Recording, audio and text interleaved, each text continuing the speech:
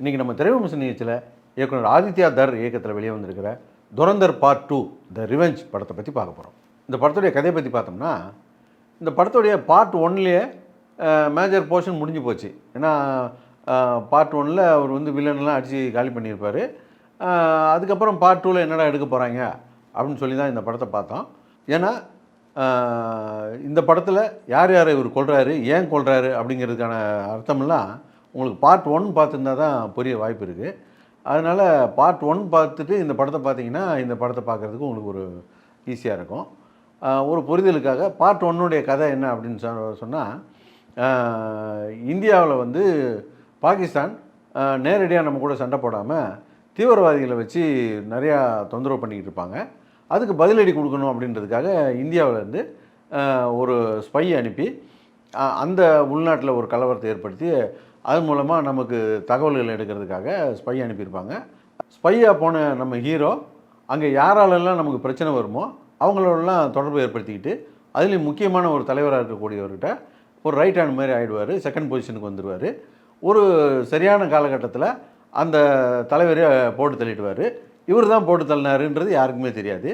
இப்போது பார்ட் 2ல் பார்த்தீங்கன்னா ஹீரோ வந்து அந்த செகண்ட் பொசிஷன்லேயே தான் இருப்பார். அந்த ஹீரோ அந்த மெயின் வில்லனுடைய இடத்துக்கு அவருடைய தம்பி தான் இருப்பார். அவரையும் கூட ஒரு தந்திரம் பண்ணி உள்ளே அனுப்பிச்சிடுவார். இப்போது இந்த செகண்ட் பொசிஷனில் இருந்துக்கிட்டே ஹீரோ என்னென்ன வேலைகளை பண்ணார், இந்தியாவுக்கு சாதகமாக என்னென்ன காரியங்களை சாதிச்சுக்கிட்டாரு, அதனால் என்னென்ன பிரச்சனைகளை சந்தித்தார் அப்படிங்கிறது தான் பார்ட் 2 கதை. வழக்கமாக நம்ம ஊரில் பார்ட் 2 எதுக்கு எடுப்பாங்க? பார்ட் 1ல் வாங்கின பேரை நம்ம தலையில் கட்டி காசாக்கிறதுக்கு தான் எடுப்பாங்க. அதனால் இந்த படம் பார்ட் 2ல் எதுவும் இருக்காது. சும்மா வரட்டிலுப்பாக இழுக்க போகிறாங்க அப்படின்னு நினச்சி தான் நாங்கள் போய் பார்த்தோம். ஆனால் பார்ட் 2 ஆரம்பமே ரொம்ப நல்லா இருந்தது. ஃபஸ்ட்டு பார்ட்லேயே அவர் போய் ஸ்பையாக போய் பெரிய சாதனைகள்லாம் பண்ணியிருந்தாலும் செகண்ட் பார்ட்டில் தான் அவர் எப்படி ஸ்பை ஆனார் அப்படிங்கிறதுக்கான ஃப்ளாஷ்பேக்லேருந்து தான் இந்த கதை ஆரம்பிக்குது. அந்த போர்ஷனே ரொம்ப நல்லா இருந்தது.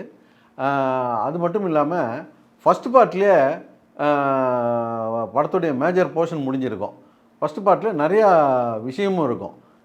ஹீரோ யார், அவர் எங்கே போனார், என்னென்ன மாதிரியான வேலைகளை செஞ்சு உள்ளே போனார், வில்லன் யார், அவருடைய பேக்ரவுண்ட் என்ன, இந்த 2 பேரும் எப்போ சந்தித்தாங்க, எப்படி பழகினாங்க, அதன் பிறகு எப்படி வில்லனை போட்டு தள்ளினாருன்ற ஒரு பெரிய டீட்டெயில் இருக்கும்.